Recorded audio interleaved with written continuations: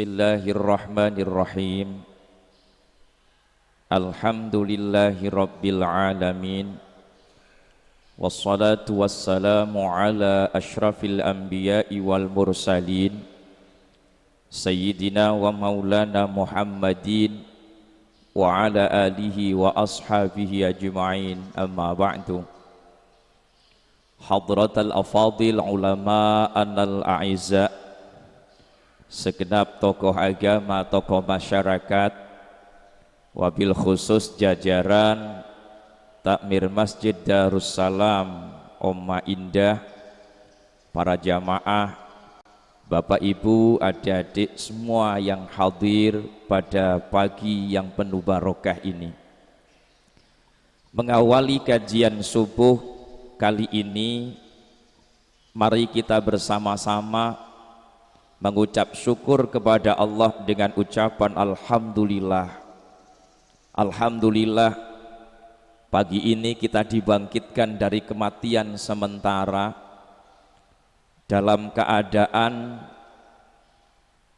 sehat walafiat, disertai dengan nikmat yang terbesar, yaitu nikmat iman dan Islam, sehingga patutlah kiranya kita mengucapkan alhamdulillahilladzi ahyana ba'dama amatana wa ilaihin nusyur. Segala puji bagi Allah yang telah menghidupkan kita kembali setelah mematikan kami, dan kepadanya kami dikembalikan. Alhamdulillah, asbahna wa asbahal mulku lillah. Dalam pagi yang cerah dan berkah ini, kita bisa mengisi kegiatan ini dengan kegiatan-kegiatan yang baik. Sholat berjamaah, mengaji bersama, bersilaturahim di Masjid Darussalam yang penuh berkah ini. Semoga kebersamaan kita ini tidak hanya sekarang, tetapi sampai kita bersama-sama menuju surga Allah yang penuh kenikmatan. Amin. Sebagaimana yang difirmankan oleh Allah dalam Al-Quran, wasiqal ladzina taqaw rabbakum ilal jannati zumaro. Besok orang-orang yang punya iman, orang-orang yang selalu pasrah kepada Allah Ta'ala, ketika masuk surga niku zumaro, rombongan. Mugi-mugi mawon tidak hanya kebersamaan terjadi pagi ini, tapi kita nanti juga akan rombongan bersama-sama menuju surganya Allah Subhanahu wa Ta'ala. Amin.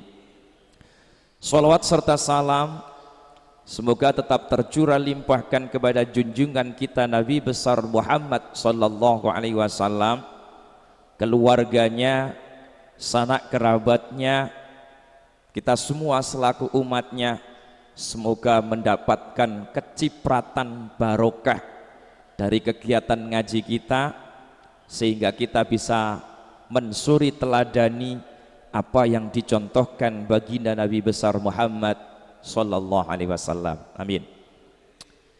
Bapak Ibu yang kami hormati, adik-adik semua yang dirahmati oleh Allah Subhanahu wa Ta'ala, para pemirsa baik di dunia nyata maupun di dunia maya,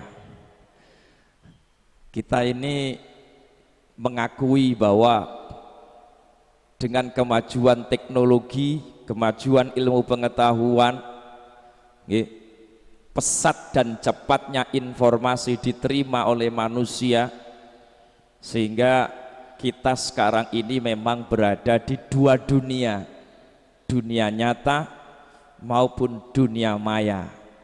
Karena kegiatan yang kita lakukan ini disaksikan oleh para jamaah dan juga ditonton oleh ratusan atau mungkin ribuan para pemirsa. Oleh sebab itu hadirin, berinteraksi sosial, bermuamalah baik di dunia nyata maupun di dunia maya, tetaplah harus mengedepankan etika, moral, akhlakul karimah. Keranten kalau kita mau membaca nanti bisa jenengan lihat di dalam fatwa Majelis Ulama Indonesia nomor 24 tahun 2017 itu mengatur tentang etika, moral atau akhlakul karimah di dalam bermedsos, ya, di dalam berselancar di dunia maya. Jadi baik di dunia nyata maupun dunia maya, kula kali panjenengan ini harus tetap beretika yang baik, ya, termasuk di dalam bermedsos. Yang pertama, kita tetap harus berpedoman pada dalil-dalil Al-Quran maupun hadis. Oleh karena itu dalam fatwa MUI tersebut dikatakan ketika kita bermedsos kita harus ingat, ya ayyuhalladzina amanu in ja'akum fasiqum binaba'in fatabayyanu. Hei orang-orang yang beriman, in ja'akum fasikun, jika datang seorang yang fasik. Orang yang fasik niku kelakuannya mboten tepak, perilakunya tidak baik. Jika ada orang yang perilakunya tidak baik, fasik, terkenal tidak jujur dan sebagainya, membawa sebuah informasi, membawa sebuah berita, fatabayyanu, maka bertabayunlah, klarifikasi dulu, cross check dulu apakah informasi yang dibawanya informasi yang benar apa tidak. Ini yang harus kita ingat. Kemudian yang kedua, man kana yu'minu billahi wal yaumil akhir falyakul khairan aw liyasmut. Terus Kanjeng Nabi Muhammad, barang siapa yang beriman kepada Allah dan hari akhir, falyakul khairan, maka berbicaralah yang baik. Jika tidak bisa bicara yang baik, auliyasmut, maka diam itu lebih baik. Ketika kita bermedsos, ketika kita buka Facebook, ketika kita buka TikTok, Instagram, Twitter, ya YouTube terutama, maka setiap kali ada konten, biasanya di bawahnya itu ada kolom komentar para netizen. Nah, kita itu sering lihat komentar-komentar yang baik dan komentar-komentar yang tidak baik. Maka yang harus kita perhatikan di dalam memberikan komentar, berikanlah komentar yang baik. Andaikan ada yang perlu diingatkan, perlu diluruskan, maka sampaikan dengan cara-cara yang baik. Jika tidak mampu memberikan komentar yang baik, auliyasmut, diam, tidak komen, itu jauh lebih baik. Ngoten mawon. Kemudian yang kedua, ketika kita bermedsos, ketika kita berinteraksi sosial melewati dunia maya, maka kita harus punya pedoman-pedoman di dalam bermedsos. Apa di antaranya? Ingat bahwa sesuatu yang disampaikan melewati medsos itu belum tentu baik. Andaikan sesuatu informasi itu sifatnya baik, belum tentu benar. Apik tapi dereng benar. Andaikan informasi itu benar, belum tentu kebenaran itu manfaat. Andaikan sesuatu informasi itu manfaat, belum tentu baik, cocok untuk disampaikan ke ranah publik. Maka karena itu, apa yang dicontohkan oleh ulama-ulama kita tempo dulu, sebut saja Imam Syafi'i.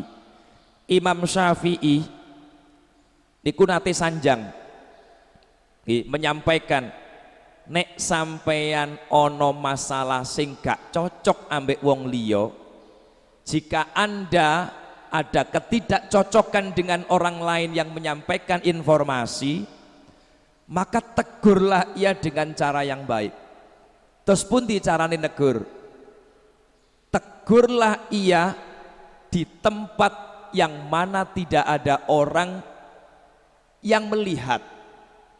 Jadi jangan sampai kamu menjatuhkan martabat atau harga diri orang lain di depan khalayak ramai, di depan umum. Jadi jangan sampai kita menegur atau menyampaikan sesuatu yang menurut kita tidak benar kepada orang lain di depan umum, sehingga orang yang ditegur itu merasa malu karena dilihat banyak orang. Niku terus Imam Syafi'i, etika yang baik dalam menegur orang lain. Maka ketika kita misalkan baik dalam kajian seperti ini atau dalam kajian lewat medsos misalnya, ada ketidakcocokan, saged menghubungi adminnya, saged menghubungi orang yang bersangkutan secara langsung via WA pribadi dan lain sebagainya, sehingga kita itu termasuk orang-orang yang menjaga aib saudaranya.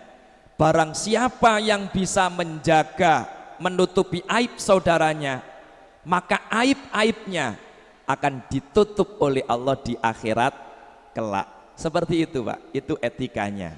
Oleh karena itu monggo, misalkan ketika kajian kulo ini banyak kekurangan-kekurangan, monggo disampaikan langsung teng kula mawon. Itu etikanya dalam berinteraksi sosial, baik di dunia nyata maupun di dunia maya. Allahumma sholli ala Muhammad. Bapak Ibu ingkang kawula hormati, hadirin rahimakumullah, para pemirsa dimanapun berada, monggo sareng-sareng kita kawitikan di suratul Fatihah, ngaji kitab Kifayatul Akhyar fi halli ghayatil ikhtisar yang ditulis oleh Al-Imam Taqiyuddin Abi Bakar bin Muhammad Al-Husaini Al-Khisni Ad-Dimashqi Asy-Syafi'i, ulama abad ke-9 Hijriyah. Kalau sekarang tahun 1444 Hijriyah, berarti kitab ini, tulisan beliau ini usianya sudah 500 tahun kurang lebih. Al-Fatihatu ila hadratin Nabiyil Mustafa Rasulillahi Muhammadin sallallahu alaihi wasallam wa ala mana wa salafuna salihin wa ala mana wa musannif hadzal kitab Kifayatul Akhyar fi halli ghayatil ikhtisar Imam Taqiyuddin Abi Bakar bin Muhammad Al-Husaini Asy-Syafi'i. Al-Fatihah. A'udzubillahi minasyaitonir rajim. Bismillahirrahmanirrahim. Alhamdulillahirabbil alamin arrahmanir rahim maliki yaumiddin. Iyyaka na'budu wa iyyaka nasta'in ihdinas siratal mustaqim siratal ladzina an'amta 'alaihim ghairil maghdubi 'alaihim waladdallin. Amin. Bismillahirrahmanirrahim. Faslun walladzi yanqudul wudu'a khamsatu asya'a ma kharaja minas sabilaini. Pasal ini menjelaskan tentang hal-hal yang membatalkan keabsahan wudu, bukan membatalkan pahala berwudu.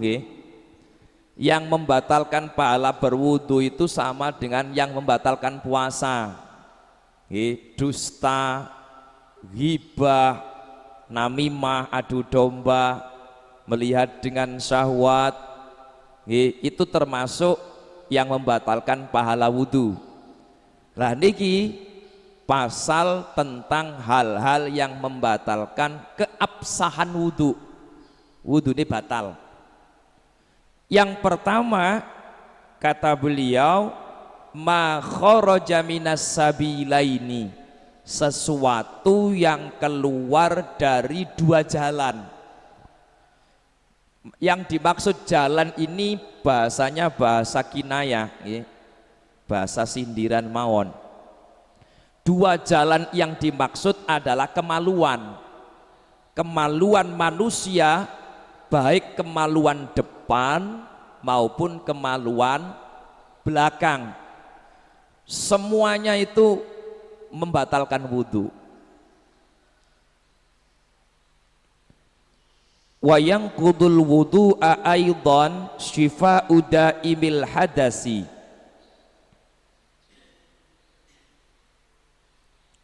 Kamam bihi sulusun minal bauli au ghairihi wa syifa'ul mustahadati wa yanquduhu aidan inqidha'u muddatil mashi.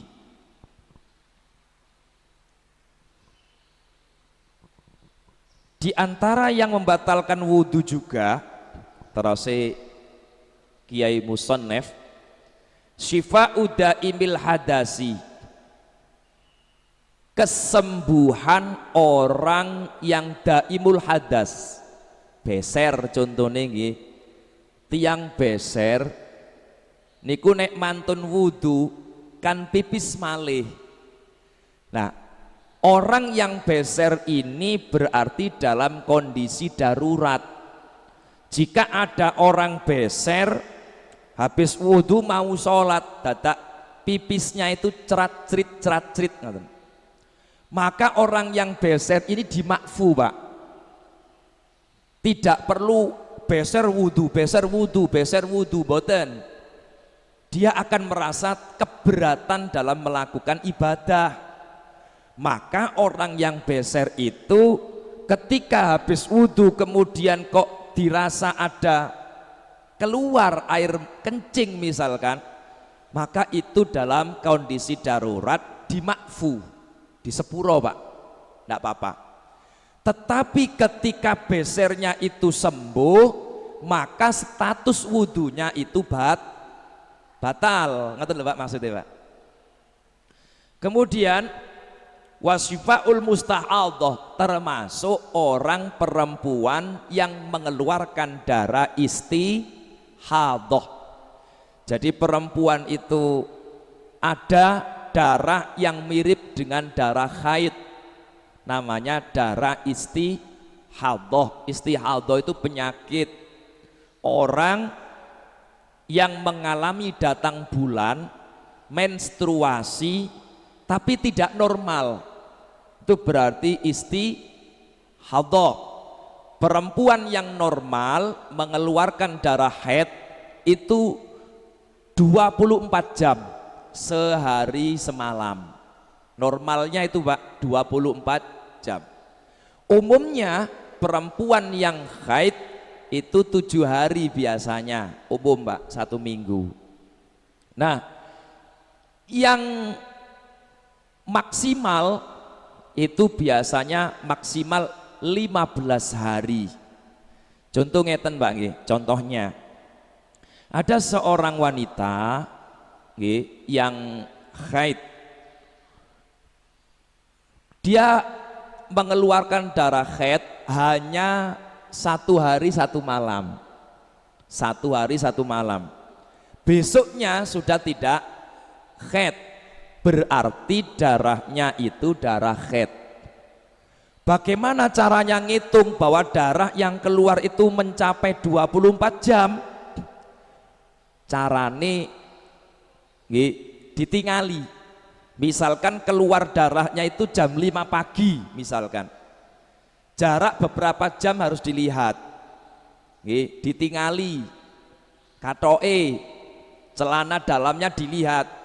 Kalau misalkan kemaluan itu masih basah, misalkan jam 5 pagi keluar, nanti misalkan jarak 5 jam dilihat, 6, 7, 8, 9, 10, jam 10 dilihat. Kalau masih basah berarti darah itu keluar selama 5 jam. Boten kok dideloki terus, boten. Tidak dilihat terus, ndak. Dilihat lagi begitu. Ternyata kemaluan itu masih basah. Berarti kalau misalkan 1 hari 1 malam berarti sudah mencapai 24 jam. Itu berarti kategori darah haid. Kemudian Ustadz, saya ibu-ibu nggih, mbak-mbak ini, saya mengeluarkan darah jam 5 keluar Ustadz, tapi setelah itu tidak keluar, besok itu keluar lagi, maka harus dilihat. Saya biasanya haidnya itu 1 minggu. Kalau 1 minggu itu dilihat ternyata sudah mencapai 24 jam, maka kategori darah haid. Jika dalam 1 minggu itu tidak mencapai 24 jam, berarti belum dikatakan darah haid. 1 minggu keluar, ya, 1 minggu keluar, akhirnya tidak keluar. Sampai hari yang ke-13, ke-14 keluar lagi. Padahal kemarin sudah mandi besar, sudah sholat, ternyata hari yang ke-13, 14 keluar darah lagi. Maka darah itu masih tergolong darah haid, karena haid itu maksimal 15 hari. Ini harus teliti ibu-ibu nggih. Karena darah haid itu maksimal 15 hari. Ternyata setelah 15 hari masih keluar. Hari ke-17, hari ke-21 masih keluar. Berarti darah itu ada kelainan. Bisa saja itu darah istihadhah atau darah penyakit. Darah penyakit. Maka harus konsultasi, Bu. Jangan hanya tanya pada ustadzah, tapi jenengan juga harus konsultasi pada pakar kesehatan, bidan mungkin, dokter mungkin, sampean tanglet. Karena yang paham siklus darah itu ya pakarnya. Jadi tidak semua ustadz atau kiai itu memahami secara detail, detail tentang masalah itu. Syukur-syukur jenengan bisa bertanya pada pakarnya, pada pakarnya. Di dunia maya, di internet, di YouTube itu juga ada kajian-kajian kewanitaan khusus bahas itu, dan yang menyampaikan wanita juga. Nah, bisa lebih leluasa tanya tentang itu. Jadi orang yang mengeluarkan darah istihadhah, yang mirip dengan darah haid tapi bukan haid, maka orang yang keluar darahnya tidak normal ini, ketika sudah bersuci, sudah berwudu, dalam keadaan sholat terasa keluar darahnya itu, Pak. Dia sudah yakin bahwa itu darah istihadhah. Maka orang yang seperti ini dimakfu, meskipun dalam kondisi sholat ternyata kroso, terasa ada yang keluar darahnya, itu dimakfu karena dia dalam kondisi darurat. Tapi ketika istihadhahnya itu sembuh, niki wau keterangan ngoten, wasifaul mustahadhati, ketika istihadhahnya itu sembuh dan peredaran darahnya kembali normal, maka status wudunya itu batal. Paham nggih? Seperti itu. Biasanya orang yang keluar darahnya tidak normal itu pengaruh dari KB biasanya. Ngapunten, ya, istri saya dulu itu awal-awal punya anak, ya maunya karena khawatir, akhirnya nyoba suntik KB. Nah, sebelum suntik KB itu sudah musyawarah, ya, sudah komunikasi dengan bidan, ditanyai kenapa kok KB, kenapa kok ikut KB, begini alasannya. Nah, ternyata setelah KB betulan, suntik 1 kali itu, darah itu akhirnya keluarnya ndak normal, akhirnya membingungkan. Nah, ketika bingung,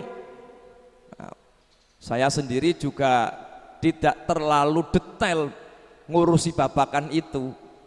Akhirnya kula sanjang teng istri kula, nek sampean ribet urusan darah dan memang bukan ahlinya, wis lah nggak usah ikut KB, sudah bismillah, kita akali sendiri, yang penting ibadah sampean lancar, sampean ndak bingung, dan kita bisa mufakat bersama. Akhirnya nunggu 6 bulan baru normal kembali, sampai sekarang ndak ikut KB, KB sendiri sampai saat ini Pak. Akhirnya ibadahnya normal kembali. Wa yang kutuhu aidan inqidha'u muddatil mashi. Begitu juga dengan orang yang ketika bepergian dalam cuaca yang sangat dingin, akhirnya pakai khuf, damel sepatu sepatu nopo kulit nek tenggene daerah-daerah yang dingin itu. Nah, di daerah yang dingin kan boleh ketika kondisi kedinginan berwudu dulu, terus pakai sepatu yang sampai menutupi mata kaki itu loh Pak. Maka ketika wudu itu hanya diusap sepatunya saja, tidak perlu dicopot. Itu sudah kita bahas dalam pembahasan masalah khuf, masalah sepatu musim dingin itu. Nah, ketika selesainya pemakaian khuf, maka batalah wudunya. Misalkan sepatu itu sudah dicopot Pak, sudah nggak dipakai, berarti status wudu yang awal tadi yang cuma boleh ngusap tok nih wow, berarti wudunya sudah batal. Bakas fikih niku ngoten Pak, sedikit jadi panjang karena kalau nggak diterangkan itu juga nggak paham. Wayang kuduhu aidon aklu lahmil jazuri alama ikhtarahu an-Nawawiyu wa qawwahu wa qal inna fihi hadithaini sahihaini laisa anhuma jawabu syafin wa qad ikhtarahu jama'atun min ashabina al-muhaddisin wa qal wa huwa mimma ya'taqidu rajjahanahu wallahu a'lam. Menurut pendapat Pak Ngi, begitu juga ada yang membatalkan wudhu, yaitu memakan daging onta yang disembelih. Jadi ada pendapat, niki pendapat nggih, bahwa makan daging onta yang disembelih itu bisa membatalkan wudhu. Ini juga pendapat di kalangan ulama Syafi'iyah, tetapi mayoritas tidak memakai pendapat ini Pak, termasuk kita yang di Indonesia. Makan onta, ontanya siapa? Oh, di sini tidak ada, ontanya di kebun binatang semua. Tapi ini pendapat bahwa makan daging onta ya, yang disembelih, menurut sebagian teman-teman kami para ulama ahli hadis itu membatalkan wudhu ya.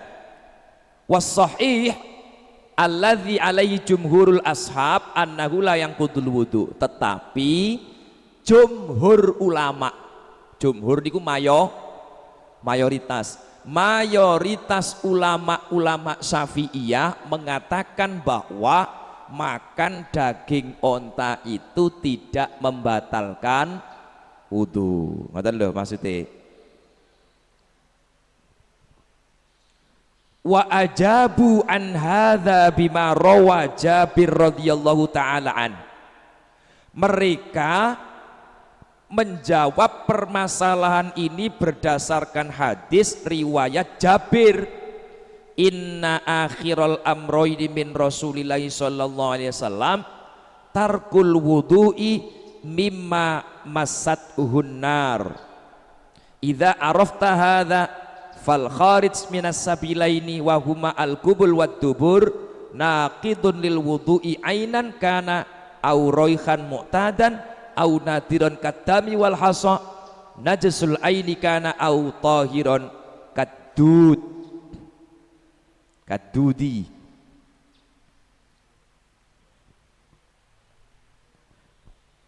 Menurut hadis riwayat Jabir, sahabat Jabir bin Abdullah, sesungguhnya pada akhirnya dari Rasulullah Muhammad sallallahu alaihi wasallam meninggalkan wudu dari apa saja yang karena api.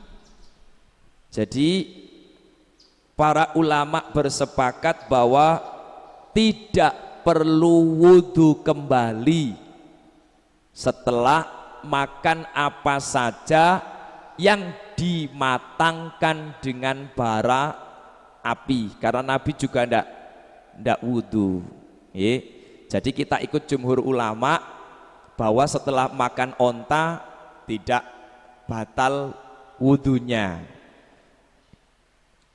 Ketika engkau mengetahui hal ini, maka segala sesuatu yang keluar dari kemaluan depan dan belakang naqidun lil wudu, membatalkan wudu, merusak keabsahane wudu, ainan kana aurihan mu'tadan, baik sesuatu yang keluar dari kemaluan depan atau belakang itu benda. Tiang nggak ada penyakit kencing batu, maka ketika kencing keluar darah, keluar batu, padahal dia sudah wudu, maka wudunya batal. Ainan kana, ya, orang buang air besar, jelas benda yang keluar adalah benda padat. Atau dia buang air besar hanya keluar cairan karena punya penyakit, misalnya penyakit mejen, kepegelen, akhirnya yang keluar hanya cairan, maka ini jelas membatalkan wudu. Aurihan mu'tadan, atau mungkin yang keluar hanya angin saja, ya, kentut, jelas nggih. Kentut itu jelas membatalkan wudu karena berupa gas, berupa angin. Orang berak karena bedegelen, ndodok wis suwe ternyata enggak keluar, yang keluar hanya angin, das dus, berarti wudunya sudah batal. Au nadiron, atau sesuatu yang jarang keluar, ini kan yang umum toh Pak, yang jarang keluar, kadami, seperti darah. Orang kencing keluar darah itu kan jarang, kalau enggak orang penyakit enggak, maka itu juga membatalkan wudu. Walhaso, keluar kerikil, ya, kencing batu niku wau, berarti batal wudunya. Najasul aini kana au tahiron kadud, baik barang yang keluar itu najis ainiyah, memang barangnya najis. Orang kencing, orang berak yang keluar jelas benda najis. Au tahiron, atau benda yang keluar itu suci Pak, kadudi, contohnya seperti cacing perut, nggih. Dud niku maknane ulat, nggih, set. Jadi di dalam tubuh ini juga ada cacing kecil yang mengurai makanan. Sampeyan nek ngarani wong Jawa niku kermien, ya, kermien. Cacing yang keluar Pak dari kemaluan belakang itu suci Pak, tetapi membatalkan wudu. Ngoten lho nggih. Dia suci tapi membatalkan wudu. Wal aslu fi dzalika qauluhu ta'ala au jaa ahadum minkum minal ghaid. Dasarnya adalah firman Allah dalam Al-Qur'an surat Al-Maidah ayat 6. Au jaa ahadum minkum minal ghaid. Yang membatalkan wudu adalah karena beol itu ya. Wasu'ila Abu Hurairah radhiyallahu taala anhu anil hadas faqal fusaun au duratun rawahul Bukhari. Abu Hurairah sahabatnya Kanjeng Nabi Muhammad sallallahu alaihi wasallam itu ditanya tentang hadas. Beliau menjawab fusaun, kentut kecil, auduratun, atau kentut besar. Itu makna kamus, Pak. Makna kamus itu kentut yang kecil itu fusaun, kalau kentut besar itu duratun. Nek ana wong ngentut kok tit tit ngaten niku berarti fusa, kentut kecil. Tapi nek daud itu berarti kentut besar. Itu dua-duanya hadas, membatalkan wudu. Wa hadisu Aliin radhiyallahu taala anhu kuntu rajulan madzaan fastahyaitu an as'ala Rasulullah sallallahu taala alaihi wasallam limakani ibnatihi fa amartu al-Miqdad bin al-Aswad al-Kindi fa sa'alahu faqala Rasulullah sallallahu alaihi wasallam yaghsilu dzakarahu wa yatawadda. Rawahul Bukhari wa Muslim. Pun dugi mriku mawon kula terangno. Sayyidina Ali mantune Kanjeng Nabi niku nate sering keluar madhi ya, sering keluar madhi. Jange takon Kanjeng Nabi niku izin, saya mau tanya kepada Rasulullah, malu karena beliau adalah suami dari Fatimah Az-Zahra, suami dari putrinya Kanjeng Nabi. Jadi beliau itu sungkan tanya kepada Nabi Muhammad, itu langsung itu sungkan karena melihat kedudukan putri beliau. Akhirnya Sayyidina Ali menyuruh pada Miqdad bin al-Aswad al-Kindi untuk tanya kepada Nabi Muhammad, Kanjeng Nabi, kalau ada orang keluar madhi itu bagaimana? Kata Rasulullah, cukup dibasuh zakarnya lalu berwudu. Berarti madhi itu membatalkan wudu. Di dalam kajian kitab fikih itu ada beberapa istilah nggih Pak Bu. Ada istilah mani, ada istilah madhi, ada istilah wadi, ada lagi istilahnya hadi. Macam-macam nggih, istilahnya itu banyak. Nah, air mani, saya terangkan dulu. Air mani itu adalah air sperma kalau kita nyebutnya ya. Air yang kental, warnanya putih kekuning-kuningan nggih, kental. Nah, yang keluar dari seseorang yang normal ya, keluar dari orang yang normal, tidak sakit. Ciri-cirinya mani, ciri-ciri air sperma. Satu, baunya seperti bau adonan roti. Ciri-cirinya air sperma, air mani. Yang kedua, keluarnya disertai dengan rasa nikmat, itu mani nggih. Yang ketiga, kalau laki-laki keluarnya itu menyembur, itu air mani nggih, disertai dengan rasa nikmat, keluarnya dengan semburan. Itu tidak najis Pak, tidak membatalkan wudhu, tetapi wajib mandi besar, wajib mandi besar.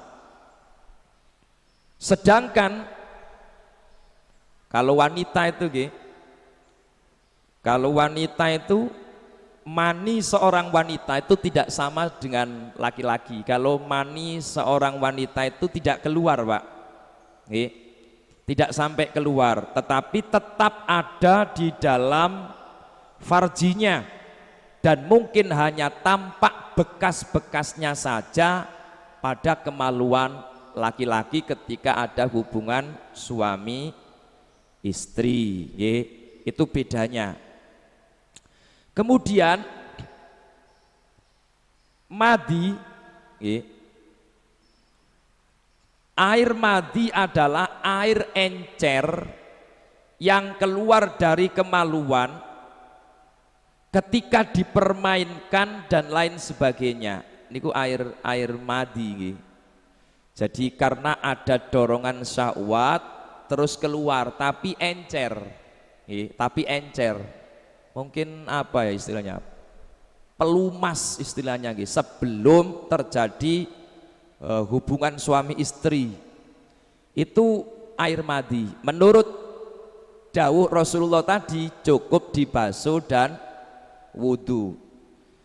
Sedangkan ada lagi istilahnya wadi, air putih kental yang biasanya keluar mengiringi keluarnya air kencing. Kadang keluar setelah kencing, ya kadang keluar mengiringi air kencing. Biasanya Pak, kalau wadi itu keluarnya dalam kondisi capek, naik kendaraan jarak jauh, capek Pak. Lah ketika pipis itu biasanya keluar air kencingnya itu keruh, biasanya saya beberapa kali ngalami ngoten niku, kondisi capek, akhirnya keluar air putih kental mengiringi air kencing itu namanya wadi, dan itu jelas najis, najis dan membatalkan wudhu. Itu bedanya mani, madhi dan wadi. Ada lagi istilahnya hadi. Hadi itu hanya dimiliki orang-orang yang hamil. Ya, hadi itu air yang keluar dari farji atau kemaluan ibu-ibu yang sedang hamil, ya, yang sedang hamil, yang mengiringi kelahiran bayi, itu air hadi namanya, dan itu juga membatalkan wudhu, membatalkan wudhu. Semua yang keluar dari kemaluan laki-laki dan perempuan membatalkan wudhu dan najis, kecuali satu, sperma itu suci Pak, tapi juga mewajibkan mandi besar. Mungkin itu yang bisa kita kaji pagi hari ini.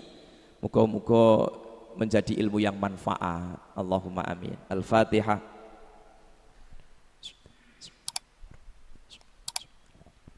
A'udzu billahi minasyaitonir rajim. Bismillahirrahmanirrahim. Allahumma shalli ala sayyidina Muhammad.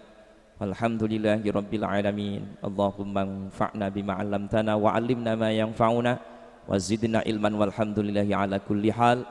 Wa sallallahu ala sayyidina Muhammad walhamdulillahi rabbil alamin. Mohon maaf atas segala kekhilafan. Assalamualaikum warahmatullahi wabarakatuh. Allahumma salli ala Muhammad